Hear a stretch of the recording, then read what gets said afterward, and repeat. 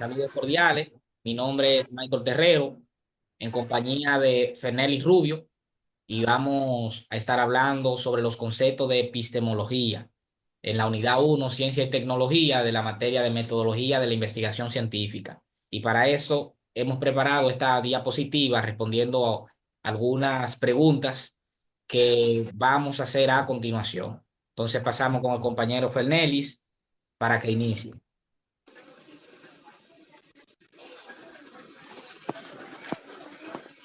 Saludos, le estaré hablando de ciencia y tecnología. ¿Qué es la lógica? La lógica es la ciencia del razonamiento. Se ocupa de los principios del pensamiento válido y la inferencia correcta. En la otra palabra, la lógica nos ayuda a distinguir entre algunos buenos y malos. Su importancia para la investigación científica. Fundamenta el pensamiento crítico, asegura la coherencia y facilita la comunicación. Tarea de metodología según Guevara. La metodología tiene la tarea del, de proporcionar herramienta y técnica para para la correcta, para la correcta estructuración y desarrollo de investigación científica. Definición de epistemología según Byron Brown y Poster. La epistemología se define como el estudio del conocimiento, su fundamento, métodos y validez. Sinónimo de epistemología: nocionología, teoría del conocimiento, filosofía del conocimiento.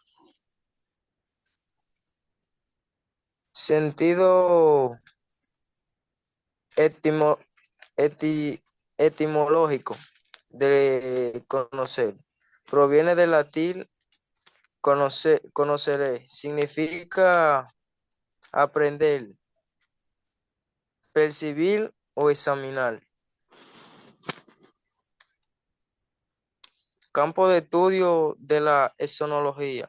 Se ocupa del estudio del conocimiento en general, su límite, origen y naturaleza. Para, para continuar, lo dejo con mi compañero Michael. Bien, siguiendo con las cuestionantes, vamos a responder ahora por qué la palabra conocimiento es polisémica y cuáles elementos en común tienen los conceptos que se dan en esta. La palabra conocimiento es polisémica porque tiene múltiples significados que varían dependiendo del contexto en que se use y la perspectiva desde la cual se aborde. Los elementos comunes en los conceptos de conocimiento son los siguientes: relación entre sujeto y objeto. Y es que en todas las definiciones el conocimiento implica una interacción o relación entre el sujeto, que en este caso es el ser humano, y lo que quiere conocer, que es el objeto, ya sea un fenómeno, una idea o un proceso. Proceso de aprehensión. Todos los conceptos mencionan un proceso de captar, representar o entender el objeto de conocimiento, ya sea a través de la experiencia, intuición, abstracción o análisis. Construcción de representaciones. El conocimiento se refiere en todos los casos a la creación de representaciones mentales, ya sea a través de la abstracción, el análisis o la interpretación de la realidad. Bueno, Mario Bunge tiene toda perspectiva cuando se habla de conocimiento. Y es que la primera de ellas es el conocimiento como proceso. En esta perspectiva, el conocimiento es visto como un proceso dinámico y continuo de interacción entre el sujeto, que es el ser humano, y el objeto de conocimiento, que es el mundo exterior. Esta interacción es dialéctica, lo que implica que ambas partes, el sujeto y el objeto, están constantemente relacionados. El conocimiento se construye a través de que el ser humano razona y aprende sobre el mundo. Y el conocimiento como producto, que en esa visión el conocimiento se considera el resultado final de esa interacción entre el sujeto y el objeto. Es el conjunto de ideas, conceptos, juicios y razonamientos que producimos como entendimiento de la realidad. ¿Cuáles son los elementos fundamentales que se distinguen en el proceso de conocimiento? Bueno, se distinguen lo siguiente: el sujeto, el ser humano que conoce, su rol en el proceso de aprender, el objeto de conocimiento, representar su característica mediante imágenes, conceptos, juicios y verificar la concordancia entre lo representado en su mente y el objeto real. Objeto, el objeto que es el elemento conocido, es decir, aquello que el sujeto busca comprender. El objeto es aprendido por el sujeto a través de una operación mental que se produce la creación de una representación. Operación cognitiva, que es la acción mental que el sujeto realiza sobre el objeto. Esta operación es dinámica, momentánea, es decir, ocurre en un instante y es el proceso de interactuar activamente con el objeto para obtener conocimiento. Representación mental, que es el resultado de la operación cognitiva, es decir, la imagen, palabra, concepto, juicio, que perdura en la mente del sujeto. Y la concordancia entre la representación y el objeto, que durante el proceso de conocimiento el sujeto verifica que exista una correspondencia entre la representación mental que tiene y el objeto real. ¿Cuáles son los paradigmas que sirven como referente en la construcción del conocimiento o de sus puestos teóricos? Bueno, podemos mencionar tres paradigmas. El primero es el modelo racionalista. Este paradigma establece que es que el sujeto, a través de su razón, es quien tiene el papel de creador de la realidad. El sujeto no solo percibe, sino que produce y transforma la realidad utilizando su capacidad racional. El modelo mecanicista, que en este enfoque se postula que es el sujeto, la naturaleza o la realidad, quien afecta y transforma al sujeto conocente. El sujeto es considerado pasivo y receptivo, como una hoja en blanco, reflejando simplemente los estímulos procedentes del exterior. Y está el modelo dialéctico, que en este paradigma el objeto es percibido por el sujeto, pero es el intelecto del sujeto el que abstrae y modifica el contenido del objeto. Aquí tenemos un cuadro comparativo donde se plantean las diferencias y semejanzas de los modelos del conocimiento ya mencionados. Eh, por ejemplo, entre la semejanza de los diferentes modelos, tenemos que todos los modelos implican una relación entre sujeto y objeto, como lo pudimos ver. Todos los modelos reconocen que el conocimiento es un proceso. Algunas diferencias es que el sujeto crea la realidad a través de la razón.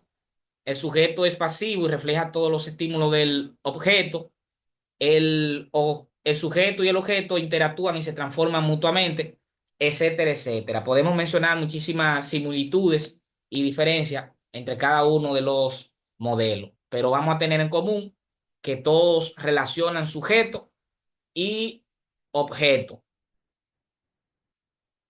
¿Qué plantea la teoría de la representación y bajo cuál argumento es cuestionado por las ciencias sociales? Bueno, la teoría de la representación plantea que el ser humano, al conocer, crea una representación mental de la realidad, de modo que el conocimiento sería una copia de esa realidad objetiva.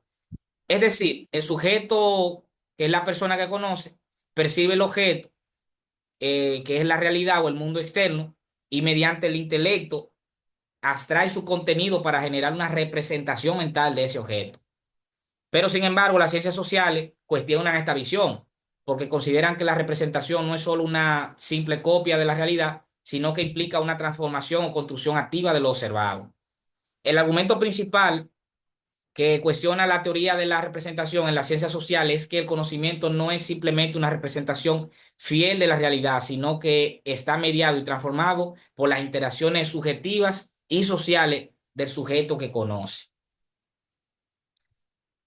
La diferencia entre operación y representación. Bueno, podemos decir que la representación cognitiva y la representación son dos aspectos fundamentales en el proceso del conocimiento, pero cada uno cumple funciones distintas.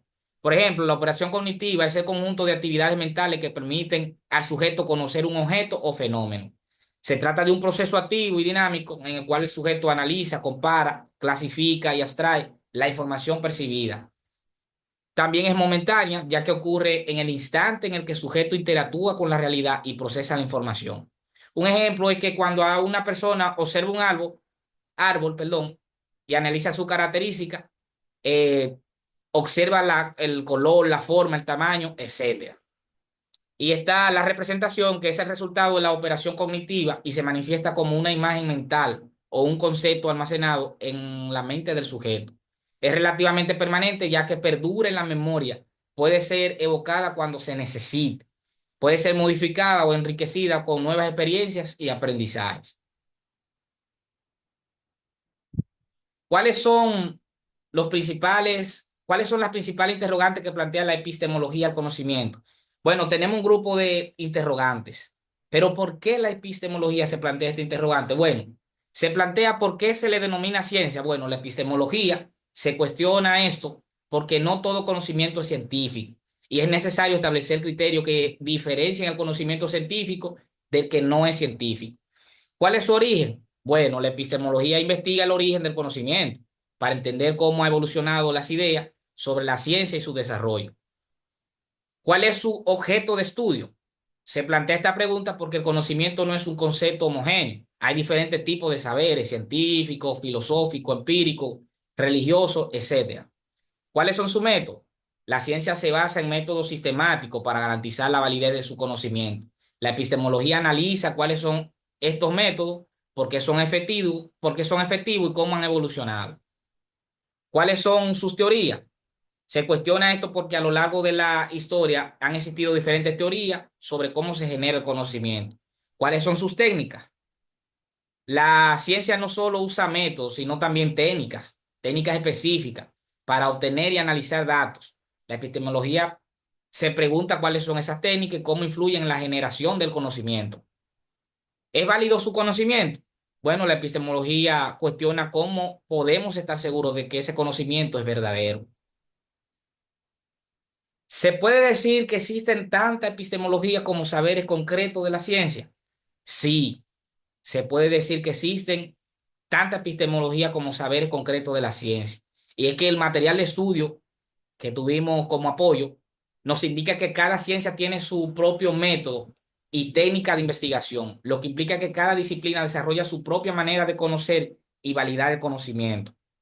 Además, se menciona que la reflexión epistemológica analiza críticamente los paradigmas de cada ciencia, lo que significa que no hay una única teoría del conocimiento, sino múltiples interpretaciones teóricas, dado que cada campo del saber tiene objetivos, métodos, fundamentos que son diferentes y cada uno de estos desarrolla su propia epistemología para justificar su validez de su conocimiento. Y por último, presentamos un cuadro comparativo entre los diferentes tipos del conocimiento, en el cual podemos observar el empírico, científico, intuitivo, religioso y filosófico. El empírico, que se basa exclusivamente en la experiencia que tiene el sujeto sobre el objeto. El científico, que tiene como base el método científico, donde tiene que cumplir con ser objetivo, verificable, falible, acumulativo, general y fático, etcétera. El intuitivo, que surge a través de la percepción inmediata que tiene el sujeto sobre el objeto. Este no se somete a duda y se basa en la experiencia sensitiva. El religioso, que es basado en la fe, en el cual se adquiere de la creencia a través de la tradición. Este tiene como característica que no se cuestiona.